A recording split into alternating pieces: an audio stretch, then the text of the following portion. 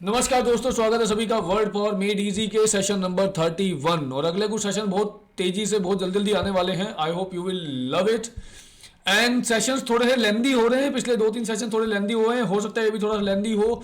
And that is just because क्योंकि मैं इस वीडियो के कंटेंट्स की क्वालिटी पर बिल्कुल भी कॉम्प्रोमाइज नहीं करना चाहता। तो अगर थोड़े लेंदी हो तो यू हैव ए चॉइस कि आप उसको दो पार्ट्स में करके देख लें, या फिर you can watch it at A increase speed of 1.5 और 1.25 वट एवर सूट्स यू।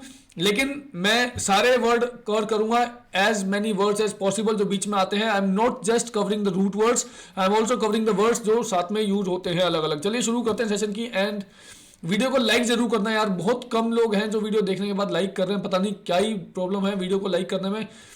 मुझे अगर कोई वीडियो में कमी है तो मुझे कमेंट करके बताओ, सजेशन है, फीडबैक है, let me know, share it with your friends, description box में मिल जाएंगे। चलिए शुरू करते हैं session number 31। And the first is here is no reverence. Reverence का मतलब होता है भैया सम्मान। सम्मान किसी चीज को जब आप बहुत अच्छा मानते हैं, किसी व्यक्ति को जब आप बहुत अच्छा मानते हैं, तो आपके मन में उसके प्रति एक जो सम्मान होती है, होता है, जो रिस्पेक्ट होती है, उसी को रेवरेंस बोलते हैं। Simple word is respect. तो अगर आपके मन में किसी चीज के लिए रिस्पेक्ट नहीं है तो यहां पर हम बात कर रहे हैं आइकोनोक्लास्ट की। और आइकोनोक्लास्ट वो व्यक्ति होता है जो सामाजिक रीति रिवाजों का बहुत ज्यादा सम्मान नहीं करता, सामाजिक रीति रिवाजों को, सोशल रिचुअल्स को, सोशल वैल्यूज को बहुत ज्यादा दर्जा नहीं देता, बहुत ज्यादा उनको नहीं मानता है। तो कंसेप्ट यह है कि जो आइकोनोक्लास्ट है वो स्नीयर करता है। स्नीयर का मतलब होता है गंदा सा मुंह बना के किसी की तरफ देखना। मान लो किसी व्यक्ति ने कोई बात बोली और आपको बिल्कुल अच्छी नहीं लगी, तो आप जो शक्ल बना करके देखोगे ना उस व्यक्ति को, वो होता है स्नीयर करना। फ्राउन करना भी बोलते हैं इसके लिए, फ्राउन, FROWN, फ्राउन। स्नीयर्स और प्रेपोजिशन लगाते हैं at. Sneers at convention and tradition. हमारे जो ट्रेडिशंस हैं, हमारे जो कस्टम्स हैं, उनको बहुत ही गंदी सी शक्ल बना करके देखना, मतलब वो उनको पसंद नहीं करता। उनको attempts to expose our cherished belief। Cherish मतलब जो हमने संभाले हुए हैं, जो जिनको हम मानते हैं, जिनको हम पसंद करते हैं, which are very close to our heart. जो चीजें हमारे दिल के बहुत करीब होती हैं, we believe in them, we have faith in them, उनको हम बोलते हैं they are cherished things, cherished beliefs. और जो आइकोनोक्लास्ट होता है वो उन्हीं चीजों को एक्सपोज करने की सोचता है, उन्हीं चीजों को तोड़ने की सोचता है एक तरीके से। हमारे रेवर्ड मतलब जिनको हम बहुत ज्यादा मानते हैं, हमारे रिस्पेक्टेड ट्रेडिशंस को, हमारी जो स्टीरियोटिपिकल थिंकिंग है उसको वो एक्सपोज करने की कोशिश करता है। स्टीरियोटिपिकल का क्या मतलब होता है वो ये बता दूंगा आपको। स्टीरियोटिपिकल का मतलब होता है किसी चीज के बारे में एक ओवर सिंप्लीफाइड वो बना करके रखना और जनरलाइजेशन करके रखना कि ये चीजें तो ऐसी ही होती हैं। स्टीरियोटाइप्स कि आई एम नॉट एन स्टीरियोटाइप, मैं अपने लिए बोलूँ आई एम नॉट एन स्टीरियोटाइप, कि मैं ऐसे समाज की जो मानी हुई वैल्यूज है उनको नहीं मानता इस तरीके से कि उन्होंने बोल दिया कि ऐसा होता तो ऐसा ही होता है, ऐसा नहीं होता है। तो स्टीरियोटिपिकल थिंकिंग वही होता है जो मान ले किसी भी चीज को जैसा वो है उसका, कि वेस्टर्न कल्चर खराब है। दिस इज स्टीरियोटिपिकल थिंकिंग कि वेस्टर्न कल्चर खराब है। ये बहुत सारे लोग ऐसा बोलते रहते हैं, है ना। या ये स्टीरियोटिपिकल थिंकिंग मोबाइल लोगों को बिगाड़ रहा है। नो, मोबाइल नहीं बिगाड़ रहा, मोबाइल लोगों को सहूलियत प्रोवाइड कर रहा है। लोग अपनी आदतें अपने वीक माइंड की वजह से बिगड़ रहे हैं। People don't have control on their minds, on their emotions, on their habits, where they waste time. तो मोबाइल बिगाड़ रहा है इज बीइंग एन स्टीरियोटाइप, ठीक है। और जो आइकोनोक्लास्ट होता है वो क्या करता है, वो हमारे बिलीफ को, हमारे ट्रेडिशंस को, हमारे कल्चर को, हमारी कन्वेंशंस को एक्सपोज करता है। कैसे एक्सपोज करता है? Sham, as shams and myths. Myths मतलब हमारी कल्पनाएं, कोरी कल्पना जो होती है हमारी, उसको बोलते हैं मिथ। और जो वर्ड शैम है, शैम का मतलब होता है एक तरीके से ये धोखा देने के लिए बनाई गई चीजें हैं। हाँ, चीट करने के लिए, चीट कोड्स हैं एक तरीके से, डिसीट है, धोखा है ये एक तरीके से, तो उसको बोलते हैं शैम, ठीक है जी। अभी यहां पर नाम लिखा हुआ है एचएल मेंकिन जो थे वो आइकोनोक्लास्ट थे 1920s के। टॉम विल्फे, कैंडी कलर्ड, ये सब नाम लिखे हुए हैं जिसका कोई कंसेप्ट नहीं है। तो ये बात कर रहे हैं ये लोग बड़े बड़े आइकोनोक्लास्ट थे, बहुत सारे लोग आइकोनोक्लास्ट होते हैं। और यहाँ पर ये बोल रहे हैं एडोलसेंस जो होती है, जो एडोलसेंस की स्पेलिंग ध्यान से देख लेना भैया। किशोरावस्था जो होती है ना हमारी, किशोर अवस्था जो 16, 17, 18, 19, 20, 21, 22, ये जो एडोलसेंस, इसको एडोलसेंस एज बोलते हैं। तो एडोलसेंस जो होती है, ये जो एज है, adolescence is that confuse and rebellious time of life. ये वो टाइम है, रेबेलियस मतलब हर चीज पे रिबेल करते हैं इस टाइम पे जो लोग होते हैं, और ये रिबेलियस टाइम होता है लाइफ का जिसमें आइकोनोक्लाज्म का होना बहुत नॉर्मल है। इस टाइम के लोग सोचते हैं, जो एडोलसेंस में होते हैं ना, किशोर अवस्था में, सोचते हैं हमसे बड़ा ज्ञानी कोई है नहीं, और मुझे लगता है ये है तो ये है बस। इनके पास एक्सपीरियंस की थोड़ी सी कमी होती है इस स्टेज पर, but they are highly rebellious. और इस टाइम पर आइकोनोक्लाज्म होना या आइकोनोक्लास्ट होना एक नॉर्मल चीज है, ऐसा होना भी चाहिए, क्योंकि अगर ऐसा नहीं है, अगर एडोलसेंस में भी कोई सवाल नहीं उठाता या ऐसी चीजों के ऊपर क्वेश्चन नहीं करता, ऐसी चीजों को मानने से मना नहीं करता अपनी एडोलसेंस में भी, तो ऐसा लगता है कि अब कुछ नॉर्मल नहीं है, अब तो कुछ गलती है, कुछ तो गलत है। मतलब या तो ये मैच्योर नहीं हुआ अपने हिसाब से, या तो ये मेल एडजस्टेड है, मतलब सही तरीके से एडजस्ट नहीं हुआ अभी तक, सही तरीके से चीजों को अंडरस्टैंड नहीं कर पा रहा है। अंडरस्टैंडिंग ही नहीं बनेगी तो आइकोनोक्लाज्म कहां से बनेगा? आइकोनोक्लास्ट होने के लिए तो एक लेवल आगे जाना पड़ेगा, that you understand things and then you go against them. ठीक है, नॉट ऑलवेज ऑब्वियसली। आगे बढ़ते हैं, आई होप आपको वर्ड समझ में आए होंगे। अब ये जो आइकोनोक्लास्ट बना था वो यहां से बना। एकोन का मतलब होता है रिलीजियस इमेज, और क्लेन का मतलब होता है टू ब्रेक, और रिलीजियस इमेज जो बनी हुई है लोगों के दिमाग में चीजों की, उनको तोड़ने का कंसेप्ट यहां पर बनाया हुआ है। Iconoclasm is not of course restricted to religion. ध्यान रखिएगा कि आइकोनोक्लाज्म सिर्फ धर्म या धार्मिक चीजों से नहीं जुड़ा हुआ है, ये बाकी चीजों पर भी अप्लाई हो सकता है। अब यही से कंसेप्ट पे आते हैं, इज देयर ए गॉड? क्या भगवान है? जो अथीस्ट व्यक्ति होता है वो साफ साफ मना करता है कि भगवान नाम की कोई चीज है नहीं। थियोस एक रूट वर्ड है जिसका मतलब होता है धर्म, ये भगवान या धर्म दोनों के लिए यूज करते हैं, और इसी थियोस के साथ अथीस्ट जुड़ता है, ए जुड़ता है, ए का मतलब होता है एब्सेंस, तो absence of belief in God बन जाता है। अथीस्ट वो जो भगवान में विश्वास नहीं रखता, और इसको एग्नोस्टिसिज्म या एग्नोस्टिक के से कंफ्यूज मत करना, क्योंकि एग्नोस्टिसिज्म ये जो फिलॉसफी है ये क्लेम करती है कि भगवान के बारे में कुछ भी नहीं जाना जा सकता, गॉड इज अननोएबल। वो एग्जिस्ट कर सकते हैं, नहीं एग्जिस्ट कर सकते हैं, ह्यूमन बीइंग को कभी उनके बारे में कुछ भी पता नहीं चलेगा। एग्नोस्टिक जो व्यक्ति होता है वो डिनाई नहीं करता है existence of A deity, deity मतलब भगवान, देवी देवता जो होते हैं उनको डाइटी बोलते हैं। तो एग्नोस्टिक जो है वो भगवान के अस्तित्व के खिलाफ नहीं है, मना नहीं करता, जैसे अथीस्ट करता, अथीस्ट तो साफ साफ मना करता है, होता ही नहीं है। लेकिन अथीस्ट जो एग्नोस्टिक है वो ये बोलता है कि भैया हम कुछ भी कभी भी भगवान के बारे में नहीं जान सकते, ना जानते हैं, ना कभी जान पाएंगे, और ये जो फालतू की बकवास करके भगवान के नाम पे लड़ रहे हैं ये पाखंडी लोग हैं, इनको कुछ नहीं पता होता है, they know nothing about, they are just simply following the things that have been told to them by people, तो दे आर फॉलोइंग। एग्नोस्टिक इनकी बातों को नहीं मानता, लेकिन एग्नोस्टिक मानता है कि गॉड के बारे में हम कुछ भी नहीं जानते, ना कभी जान पाएंगे। ये एग्नोस्टिक की विचारधारा होती है, ध्यान रखिएगा। Agnostic simply holds that no proof, कोई प्रूफ कभी दिया ही नहीं जा सकता, हो ही नहीं सकता कभी भी ऐसा। कैन बी एड्यूस्ड, एड्यूस का मतलब होता है देना, टू साइट अ रीजन और टू साइट एन एग्जाम्पल, कोई एग्जाम्पल देना किसी चीज का या कोई प्रूफ देना किसी चीज का, एविडेंस देना किसी चीज का, उसको बोलते हैं एड्यूस करना। ठीक है, दिया ही नहीं जा सकता, एग्नोस्टिक ऐसा मानता है। अथीस्ट बोलता है भगवान तो है ही नहीं। आगे बढ़ते हैं, हाउ टू नो, अब इसके लिए रूट वर्ड देखेंगे। एग्नोस्टिक, देखिए एग्नोस्टिक क्या है, अपने आप में एक एडजेक्टिव है, और ये ग्रीक रूट पर बना हुआ रूट है नोस्टोज। नोस्टोज, जी और एन एक साथ लिखे हुए हैं, जी और एन में जी साइलेंट हो जाता है, नोस्टोज, और नोस्टोज का मतलब होता है नोन, और यहीं से बना हुआ है एग्नोस्टिक, जिसमें ए जो कि एक नेगेटिव प्रीफिक्स होता है, एब्सेंस को शो करता है। नोस्टोज का मतलब नोन, एंड एग्नोस्टिक क्लेम तो करता ही है।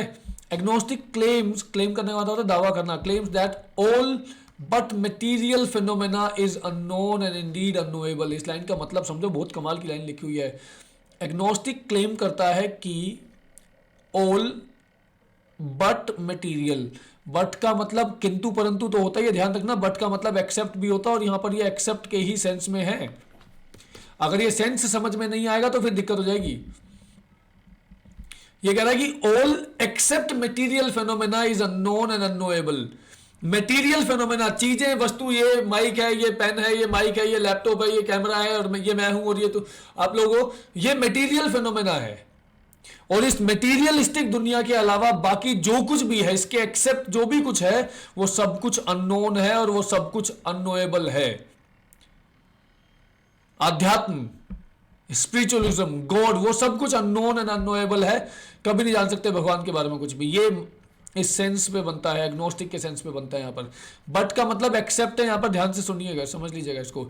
आगे बढ़ते हैं, diagnosis. Diagnosis constructed on the allied, allied मतलब आसपास का या साथी।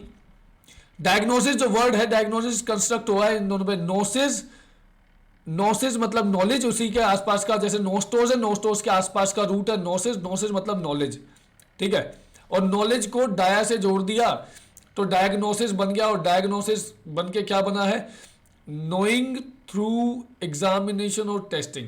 किसी चीज की टेस्टिंग करके, किसी चीज का एग्जामिनेशन करके, जांच पड़ताल करके कुछ पता करना, इसी को डायग्नोस करना बोलते हैं। प्रोग्नोसिस क्या होता है, prognosis on the other hand is etymologically a knowing beforehand. Pro मतलब पहले होता है, नोसिस मतलब ज्ञान होता है, प्रो मतलब पहले, ठीक है। तो एटिमोलॉजिकली प्रोग्नोसिस का मतलब होता है नोइंग बिफोर हैंड, किसी चीज के बारे में पहले से पता होना, ठीक है। इसका मतलब क्या हो जाएगा, प्रेडिक्शन हो जाएगा। प्रोग्नोसिस मतलब कोई प्रेडिक्शन, भविष्यवाणी की तरीके से। Generally but not always, not solely, solely मतलब सिर्फ, आमतौर पर प्रोग्नोसिस किसी बीमारी के लिए यूज होता है, बट नॉट ऑलवेज कि सिर्फ बीमारी के लिए यूज होगा, ऐसा वो नहीं है कि हमेशा बीमारी के सेंस में ही यूज होगा, बट आमतौर पर बीमारी के सेंस में यूज होता है, ठीक है। But not always only for a disease, ध्यान रखिएगा। चलिए आगे देखते हैं।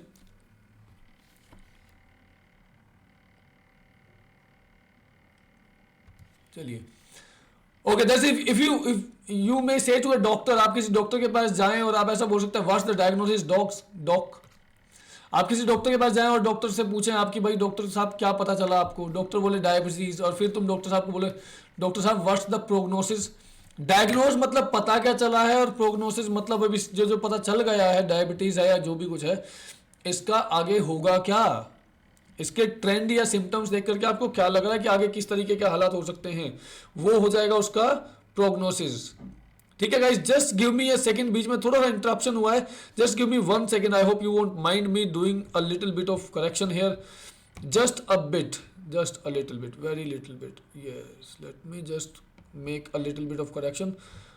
हो गया, ठीक है। ये बीच में जो थोड़ा सा धुंधला धुंधला सा हुआ था ना, इसको मैंने थोड़ा सही कर दिया है।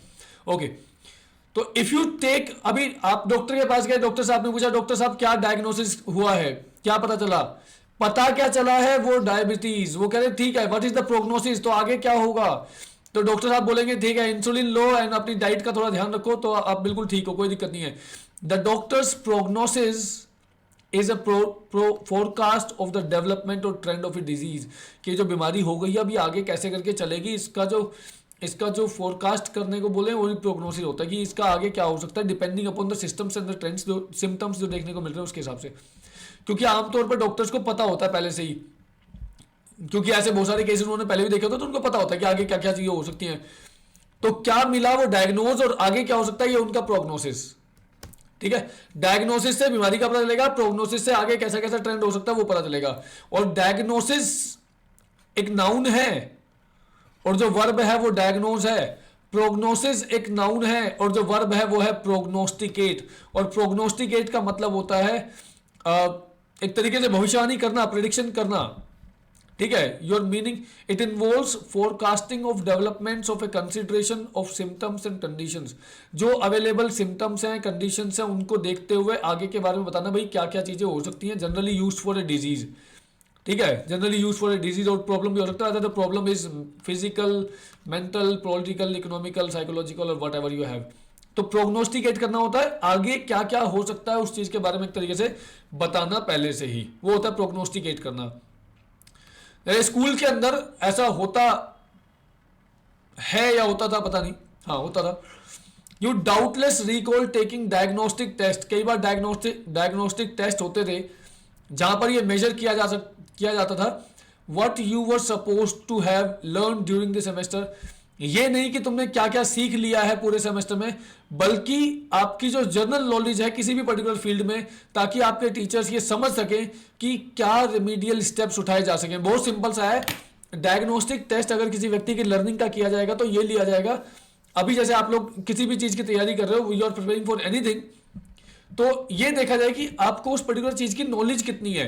और जब कोई व्यक्ति वो नॉलेज को एसेस कर लेगा एक बार कि कितना ज्ञान है इस व्यक्ति को इस बारे में, उसी के हिसाब से वो करेक्टिव स्टेप्स ले सकता है ताकि वो सही लेवल पे जा सके, ठीक है। तो रेमेडियल का मतलब होता है करेक्टिव, करेक्ट करने के लिए जो स्टेप्स किए जाते हैं उनको बोलते हैं रेमेडियल स्टेप्स या रेमेडियल क्लासेस। ठीक है, अब वही प्रिस्क्राइब किया जाएगा, वही आपको हिदायत दी जाएगी, वही आपको बताया जाएगा कि ऐसा करना है ऐसा नहीं करना है। वो आपका प्रिस्क्रिप्शन होता है, प्रिस्क्राइब करना, to suggest someone to do something, वो प्रिस्क्राइब होता है। ठीक है जी, I hope this is clear. आगे बढ़ते हैं। In a reading centre various diagnostic machines and test are use. कोई भी अगर रीडिंग सेंटर होता है तो वहां पर बहुत सारे डायग्नोस्टिक मशीन्स यूज होती हैं, टेस्ट वगैरह अलग अलग किए जाते हैं। जो क्लिनिशियन होता है, जो क्लिनिक में काम करता है, क्लिनिशियन, क्लिनिक में काम करने वाला क्लिनिशियन जो होता है व्यक्ति, उसको वो बताते हैं, क्लिनिशियन को ये सारे टेस्ट वगैरह बता देते हैं कि किसी स्टूडेंट के रीडिंग के अंदर क्या दिक्कत है, क्या क्या स्टेप्स लिए जाने चाहिए ताकि उसकी रीडिंग एफिशिएंसी जो है वो बढ़ जाएगी। और मेडिकल स्पेशलिस्ट जो होते हैं, जो डायग्नोसिस करते हैं, उनको डायग्नोस्टिशियन बोल देते हैं।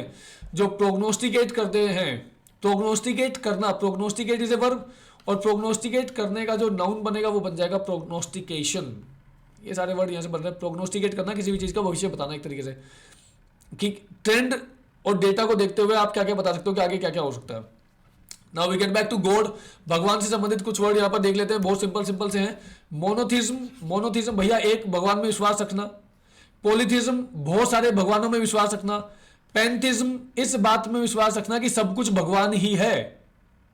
Everything is God and everywhere we have God, and God is not limited to temples and mosques and churches. सिर्फ वहीं तक सीमित नहीं है। God is everywhere and everything and in every mind and every body। ठीक है, God सिर्फ उस इमेज में नहीं है, भगवान हर जगह पर है। सारी ताकतें जो दुनिया भर की हैं वो सब भगवान से ही बनी हुई हैं। तो वो पैंथिज्म होता है। तो मोनो मतलब एक, पोली मतलब बहुत सारे, पैन मतलब सर्वत्र, हर जगह। यही सारे मतलब है यहाँ पर, और कुछ नहीं है। आप इसको पढ़ सकते हो डिटेल से।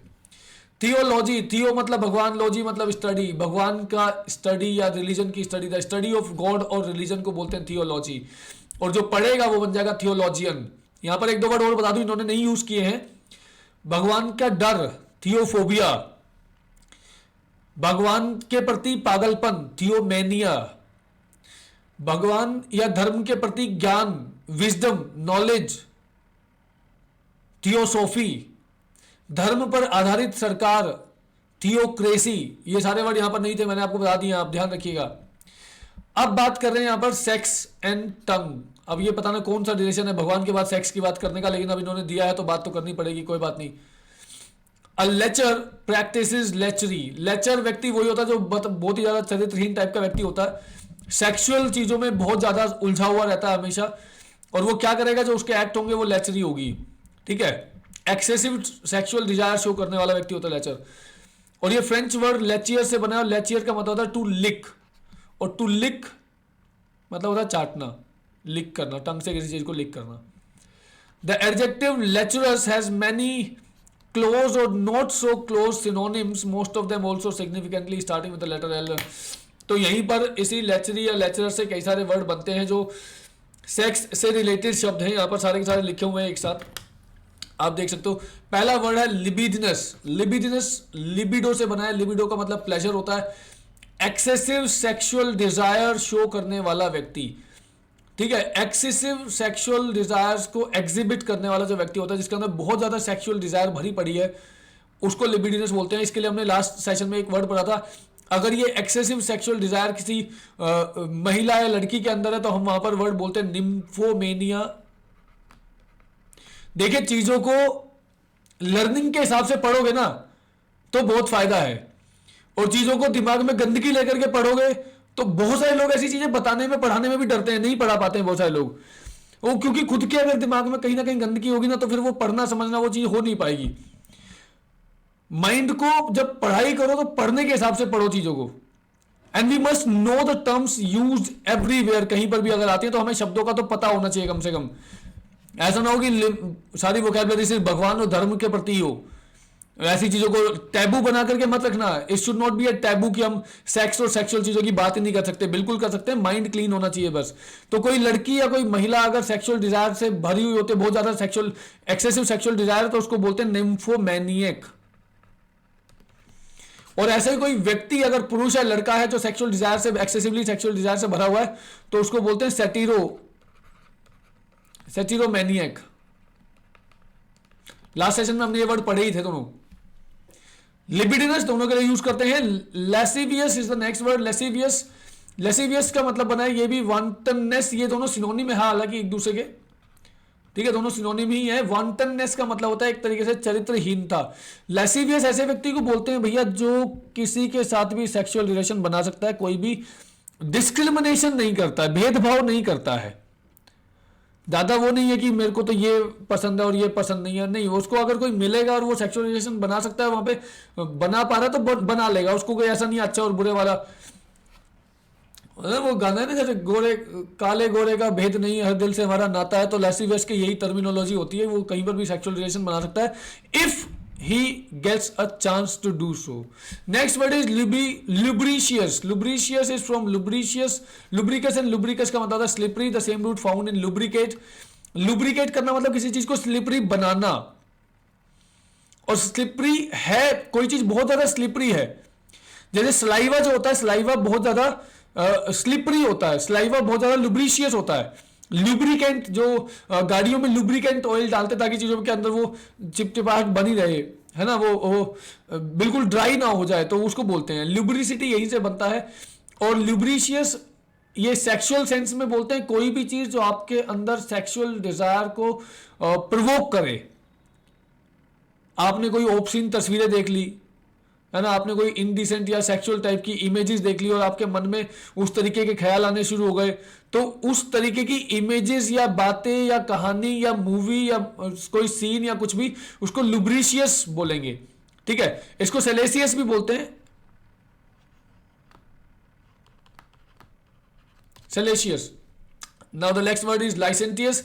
लाइसेंटियस has come from the word licere, ये परमिटेड, और ये भी यहीं से बना है लाइसेंस, और एटिमोलॉजिकली इसका मतलब होता है परमिशन, इलिसिट, इलीगल, ये सब वर्ड बने हुए हैं। लाइसेंटियस का मतलब भी भैया वही होता है जिसके ऊपर सेक्सुअली कोई कंट्रोल नहीं है, जिसकी अपनी सेक्सुअल फीलिंग्स के ऊपर जिसका कोई कंट्रोल नहीं है, जो किसी भी हद तक जा सकता है वो सेक्सुअल चीज़ों में, नो कंस्ट्रेंट, नो रेस्ट्रिक्शंस, उसके ऊपर कुछ है नहीं अपना ऐसा खुद का, ठीक है, तो उसी को बोलते हैं लाइसेंटियस, कोई रेस्ट्रिक्शन नहीं लगी हुई है। ल्यूड, ल्यूड का मतलब भी वही होता है ऑब्सीन, वल्गर, भद्दा या सेक्सुअल, वही सब, ठीक है, उसी को ल्यूड बोलते हैं। सेम लूड, लूड नॉट ल्यूड, इट्स लूड, तो ऑब्सीन या इनडिसेंट या वल्गर टाइप का। और वाइल्ड, वाइल्ड भी वही होता है, बहुत ही ज्यादा थोड़ा सा घृणा करने लायक, लोथसम, LOATHSOME, लोथसम, घृणा करने लायक या नफरत करने लायक या ऐसा ही कुछ। लस्टफुल भी वो होता है, वो हवस से भरा हुआ, सेक्सुअल डिजायर से भरा हुआ जो होता है वही लस्टफुल होता है। लस्ट मतलब हवस भी होता है, लस्ट मतलब चमक भी होता है, हवस भी होता है, उससे भरा हुआ व्यक्ति। ये एंग्लो सैक्सन वर्ड है, लैटिन भाषा से नहीं लिया गया है, ठीक है, डिजायर या लस्ट। अब देखो जो वर्ड यहां पर देखे हमने, लिबिडिनस, लेसिवियस, लुब्रिशियस, लाइसेंटियस, लूड एंड लेचरस एंड लस्टफुल, ये सातों के सातों सिनोनिम है। इन ये सब इंडिकेट करते हैं, मतलब हिंट करते हैं सेक्सुअल डिजायर या सेक्सुअल एक्टिविटी की तरफ, ठीक है। सारे के सारे वर्ड जो हैं अपने आप में डेरोगेटरी हैं। डेरोगेटरी का मतलब होता है अपमानजनक। अगर किसी व्यक्ति को लिबिडिनस, लेसिवियस, लुब्रिशियस, लाइसेंटियस, लूड और लेचरस और लस्टफुल बोलेंगे तो ये एक अपमानजनक शब्द हैं, ये सारे के सारे अपमानजनक। डेरोगेटरी का मतलब होता है अपमानजनक, ठीक है। और इनमें से हर एक अपने आप में नाउन बन जाएगा अगर इनके साथ NESS लगाया तो, लगा करके देख लेना। लिबिडिनसनेस, लेसिवियसनेस, लस्टफुलनेस सबसे ज्यादा बन सकता है। लुब्रिसिटी भी बनता है लुब्रिशियस से, एंड लस्ट भी अपने आप में नाउन बनता है, लेकिन लस्टनेस भी बन सकता है, लुब्रिशियसनेस भी बन सकता है, उसमें कोई दिक्कत नहीं है, ठीक है। आगे बढ़ते हैं, सेक्स और इच। सेक्स का और इचिंग, इचिंग मतलब खुजली वाला होता है, तो ये अलग अलग चीजों को जोड़ करके नॉर्मल लुइस साहब पता नहीं कहीं पढ़ाना चाह रहे हैं अभी। Next word is prurient. भैया देखो प्रूरियंट भी वही लेसिवियस जो हमने वर्ड देखा था, लिबिडिनस, लेसिवियस, लेसिवियस का ही सिनोनिम है।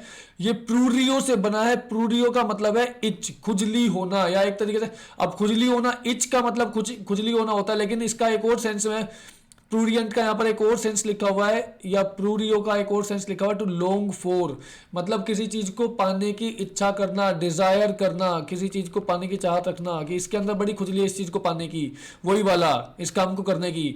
तो डिस्क्राइब्स समवन, प्रूरियंट जो है वो डिस्क्राइब करता समवन को who is filled with great sexual curiosity, इसके अंदर बहुत खुजली है चीजों को जानने की। ऐसे बोलते हैं ना उस चीज के लिए sexual curiosity, sexual desire, sexual longing किसी के अंदर, तो उस व्यक्ति को बोलते हैं प्रूरियंट।